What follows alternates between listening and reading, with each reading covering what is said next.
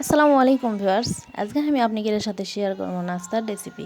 দেখতে যেমন সুন্দর, খেতেও অনেক মজা। 1 কাপ পরিমাণ ময়দা লবণ তেল দিয়ে মেখে 10 মিনিট রেস্ট দিয়ে রেখে দেওয়া লাগবে।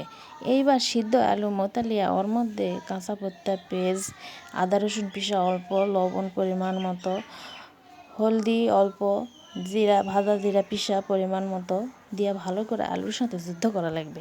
দেখি কে পারে, আলুই পারে না আমিই পারি। মেখা থোয়া আটা দিয়া পাতলা করে রুটি বানিয়ে নেব। এত পাতলা করা লাগবে যেন পিঠা দেখা যায়। রুটির মধ্যে বানাত থোয়া আলুর পুর দিয়ে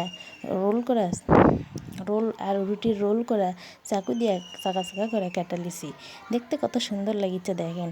এখন আবার সামান্য ময়দার মধ্যে লবণ দিয়া পানি দিয়া পাতলা করে গুলা নেব, দুধের মতো পাতলা।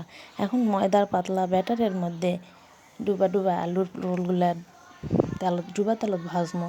অল্প আছে ঘুরা ঘুরা এপিট ওপিট করে লাল লাল করে ভেজা লওয়া লাগবে। তৈরি হয়ে গেল আমার বিকেলের নাস্তা। বাচ্চা থাকা বুড়া সবাই অনেক পছন্দ করবে আশা করি। আপনারাও বাড়ির ট্রাই করবেন। আমার ভিডিও যদি আপনাকে ভালো লাগে অবশ্যই লাইক কমেন্ট শেয়ার দিয়ে আয়শা হোম পেজে একটা ফলো দিয়ে দেবেন। সবাইকে অনেক ধন্যবাদ। আল্লাহ হাফেজ।